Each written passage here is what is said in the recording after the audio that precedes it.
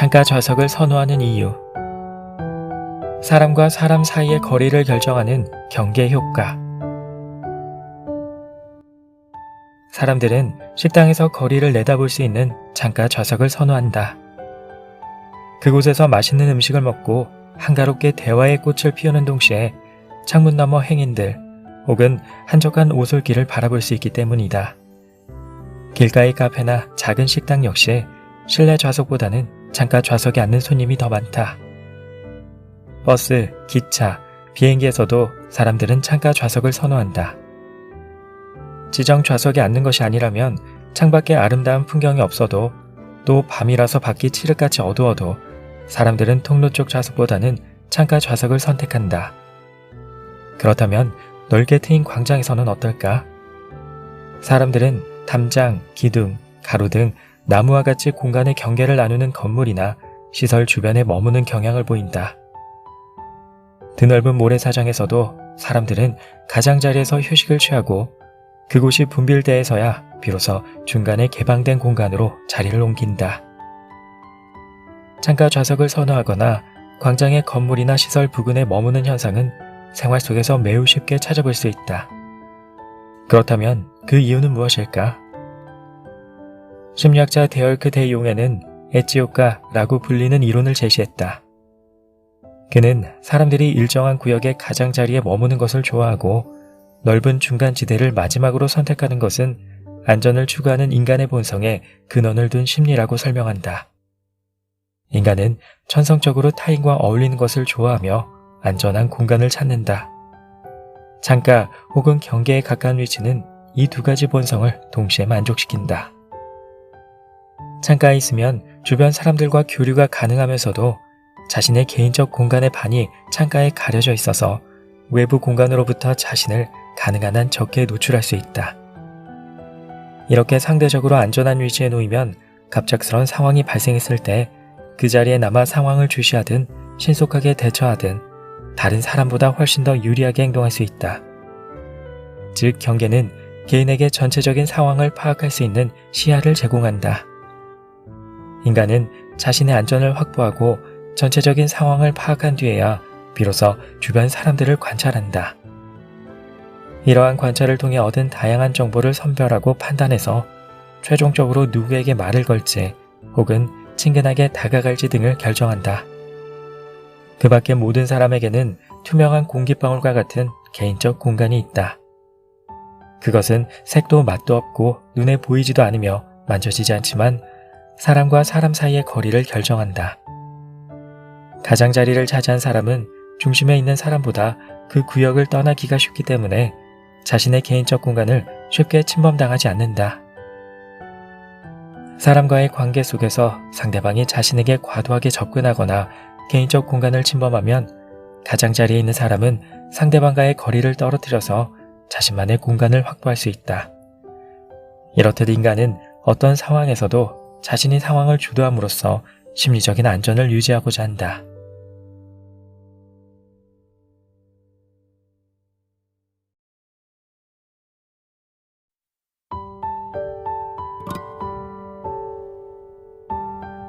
듣고 싶은 것만 듣는 칵테일 파티 효과. 전화번호를 기억하지 못하는 이유. 어느 날 한 기자가 아인슈타인과 함께 산책을 나갔다. 그는 아인슈타인에게 몇 가지 궁금한 점을 물었다. 기자는 나중에 또 다른 궁금한 점이 있으면 물어보려고 그에게 전화번호를 알려달라고 청했다. 아인슈타인은 흔쾌히 승낙했다. 산책을 마친 뒤 아인슈타인은 전화번호 수첩에서 자신의 전화번호를 찾은 뒤 기자에게 적으라며 번호를 하나하나 읽어주었다. 기자는 자신의 전화번호조차 기억하지 못하고 수첩에서 찾는 아인슈타인을 이해할 수 없었다. 기자의 마음을 읽은 아인슈타인은 이렇게 말했다.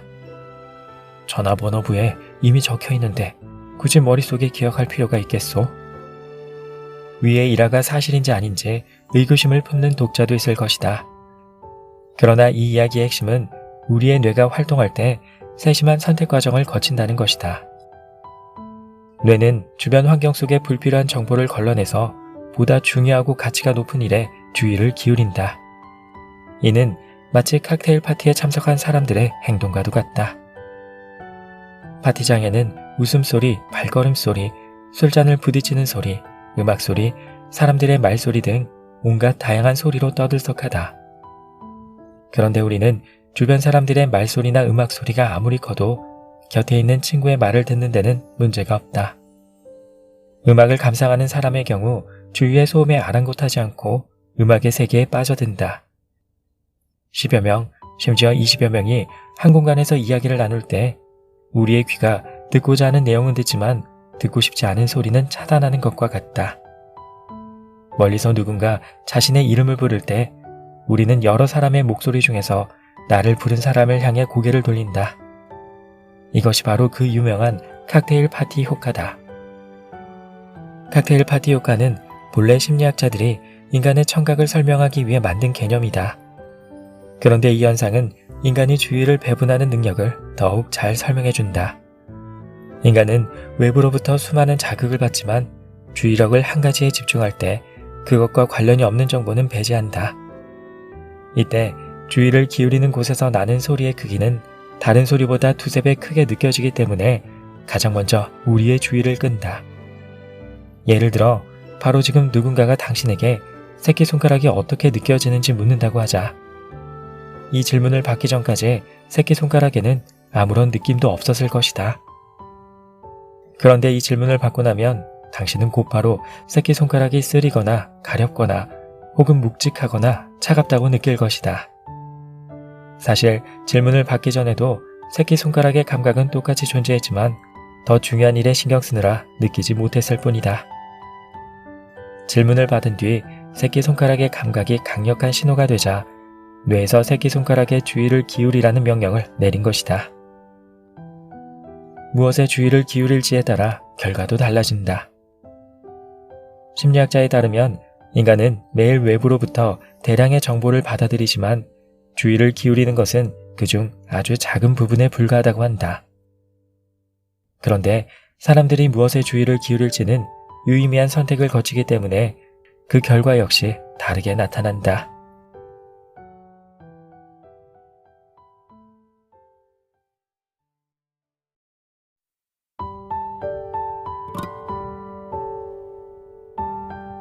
SNS라는 21세기의 패스트. 가장 친한 타인.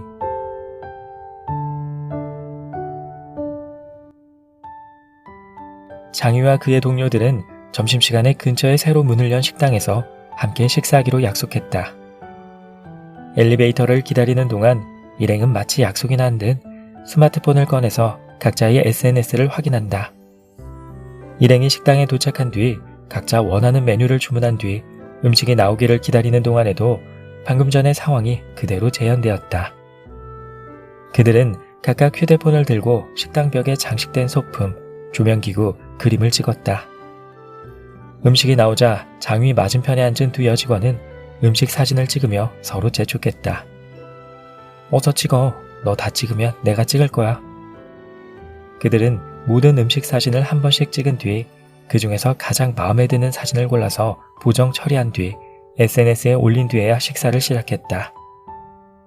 식사하는 동안 누구도 다른 사람에게 말을 걸지 않았고 이 식당의 음식에 대해 어떤 평가도 내리지 않았다.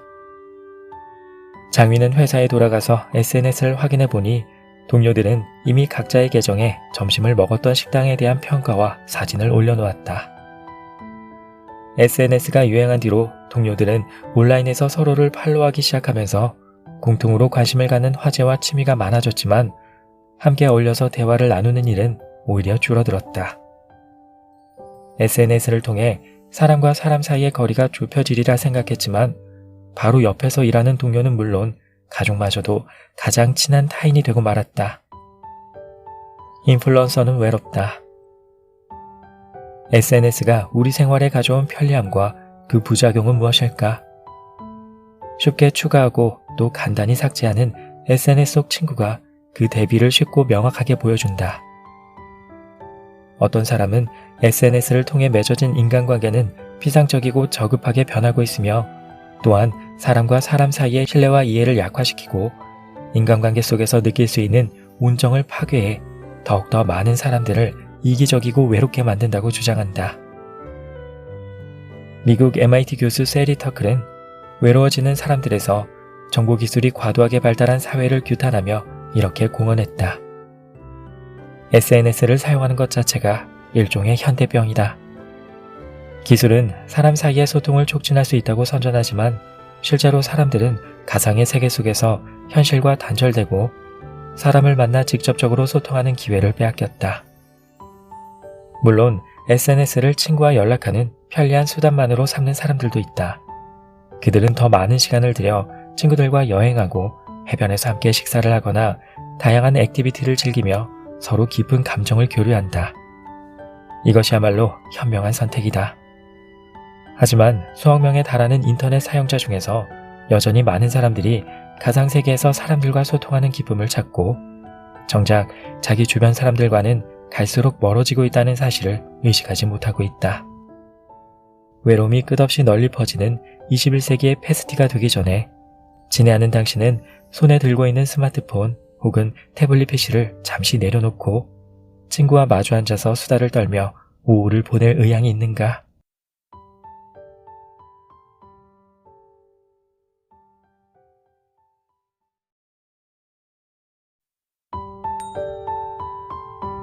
사람 사귀는 일이 어려운 이유.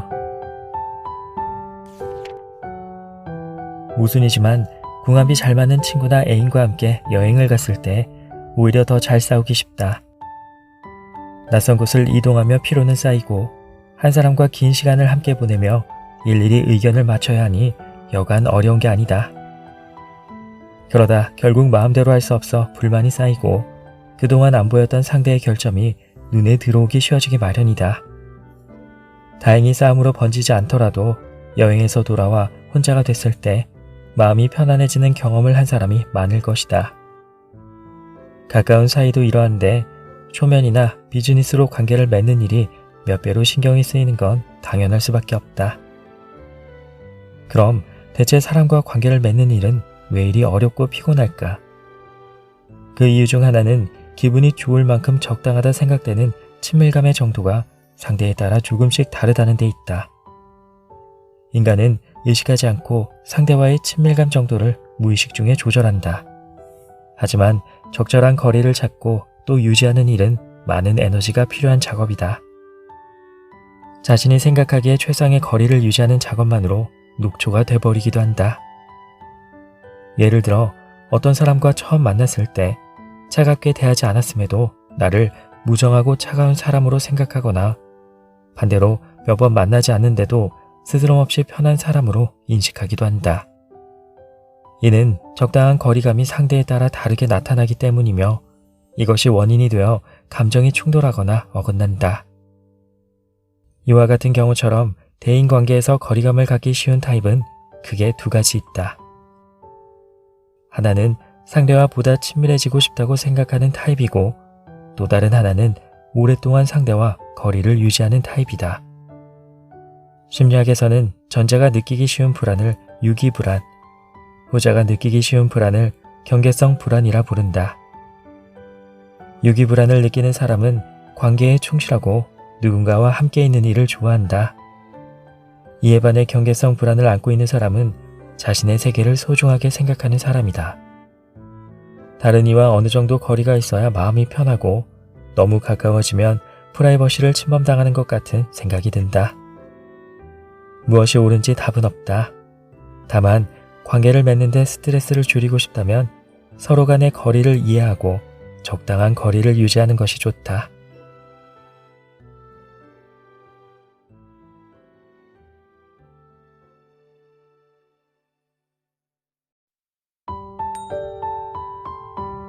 스트레스의 긍정적 효과. 오늘날은 스트레스 사회라고 할 만큼 현대인은 다양한 곳에서 스트레스를 받고 있으며 스트레스를 많은 병의 원인으로 꼽고 있다. 정말 스트레스는 인간에게 백해무익한 걸까? 스트레스를 전혀 받지 않고 생활한다면 일이나 공부에서 훌륭한 성과를 올릴 수 있을까?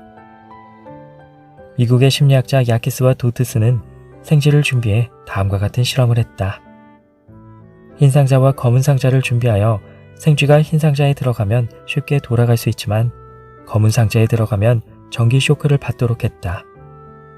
또 흰 상자와 검은 상자의 밝기에 큰 차이를 두어 쉬운 선택을 하게 한 실험 A와 밝기의 차이를 적게 하여 선택을 어렵게 한 실험 B, 선택의 어려움이 중간 정도인 실험 C, 이렇게 세 가지의 실험을 진행했다.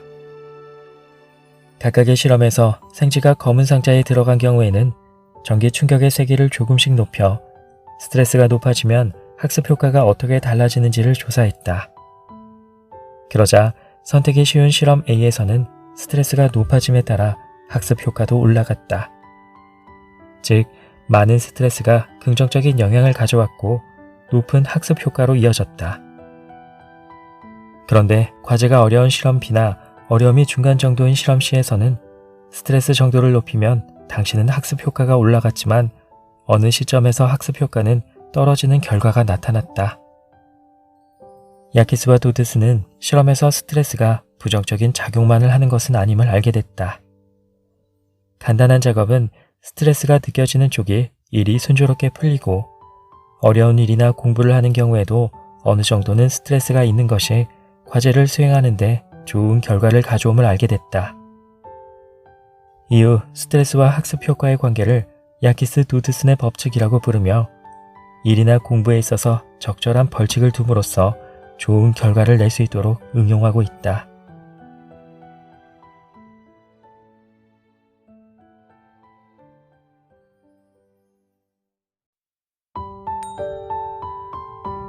반대하면 더 불타오르는 이유. 불륜과 같은 모든 사람이 반대하는 사랑을 뜨겁다 말할 사람이 있을지 모르겠다. 그러나 일반적으로 불륜은 불순한 만남이니 결국은 가정을 찾아 돌아가거나 다른 이성을 찾아 결혼하는 패턴이 대부분이다. 그러나 뒤집어 보면 불륜은 이별이라는 결말이 예정되어 있기 때문에 더 뜨거워질 수밖에 없다고 말하기도 한다. 실제로 불륜이 아니더라도 주변에 반대나 장애물이 있는 사랑을 하는 커플일수록 더 열정적이다. 이러한 심리를 두고 심리학자 드리스콜은 로미오와 줄리엣 효과라고 부르며 이를 증명하기 위한 다음과 같은 실험을 진행했다. 드리스콜은 100상이 넘는 미혼 커플과 부부를 대상으로 교제 중 부모의 방해 정도와 연애 감정의 정도를 조사했다. 그 결과 부모의 반대가 심한 커플일수록 상대에게 더 강력하게 끌리는 것으로 나타났다. 왜 사람은 반대에 부딪히면 감정이 더 끌어오르는 걸까? 여기에는 억제당하면 반발하고 싶어지는 반발 심리가 강하게 작용하기 때문이다. 사람은 자유롭기를 원하며 어떤 일이든 자신의 의지로 결정하고자 하는 욕구를 갖고 있다. 그런데 만약 어떤 이유로 그 자유를 빼앗기면 반발하고 싶어 한다. 안 된다고 하면 오히려 더 그것을 선택하고 싶은 심리가 강해지는 것이다. 예를 들어 식당에 들어가 메뉴를 보면서 비빔밥을 먹을까 돈가스를 먹을까 고민하고 있을 때 식당 사장으로부터 돈가스는 다 떨어졌다는 이야기를 들으면 이상하게 돈가스가 먹고 싶어지는 심리와 같다. 단순하지만 이러한 심리도 반발 심리의 일환이다. 모두가 다 반대하는 연애도 마찬가지다. 다 팔렸다는 말을 듣자 돈가스가 먹고 싶어지는 것처럼 모두가 안 된다고 말리면 더욱 상대에게 끌리는 것이다. 그래서 주변의 극심한 반대를 무릅쓰고 결혼까지 한 뒤 어느 순간 이 사람이 어디가 좋아서 반했던 거지? 라는 생각이 들며 콩깍지가 벗겨지기도 한다.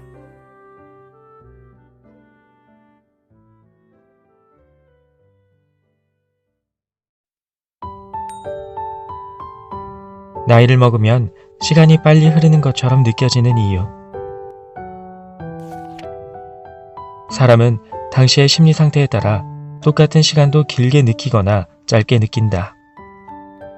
즐거운 시간은 금세 지나가는데 일이 없음에도 사무실 자리를 지키지 않으면 안 될 때, 지루한 강의를 들을 때는 시계바늘이 제대로 돌아가는 게 맞는지 의심이 될 정도로 느리게 느껴지는 법이다. 또 한 번도 가보지 못한 길을 걸을 때는 처음에는 역에서 목적지까지 꽤 시간이 걸린다고 생각하지만 막상 역으로 돌아올 때는 빨리 도착하는 것처럼 느껴지는 일도 있다. 같은 길이었으니 거리가 변할 리는 없지만 그럼에도 다르게 느껴지는 이유는 무엇일까? 이러한 시간의 경과에 관한 실험이 있다. 우선 피험자인 아이들에게 파리의 거리를 찍은 사진을 보여줬다. 이때 조건 하나를 다르게 했다. 같은 시간 동안 보여주는 사진의 수를 달리한 것이다. 사진의 수에 따라 피험자들의 감각이 어떻게 달라지는지를 조사하는 실험이었다. 슬라이드에 나온 사진이 많을수록 피험자들이 느낀 시간도 길어졌음을 알게 됐다. 즉, 목적지를 향해 갔을 때는 길을 잃지 않기 위해 이리저리 주의하면서 걸을 수밖에 없다. 주변을 살피며 걷는 사람 머릿속에는 많은 장의 사진이 쌓여 시간이 길다고 느껴지는 것이다. 하지만 다시 역으로 되돌아가는 길은 이미 봤던 풍경을 반복해보기 때문에 그냥 스쳐가는 등 머릿속 슬라이드 사진이 줄어든다. 그러니 시간이 짧게 느껴질 수밖에 없다. 나이를 먹으면 시간의 속도가 빨리 느껴지는 것도 같은 이유다. 나이가 들수록 생활의 변화 역시 자연스럽게 줄어들고 눈에 띄는 새로운 풍경 슬라이드의 장수도 줄어든다. 1년이 눈 깜짝할 사이에 지나버리는 것은 그동안 많은 인생 경험을 쌓으며 무엇을 하고 무엇을 봐도 큰 자극을 받지 않기 때문이다.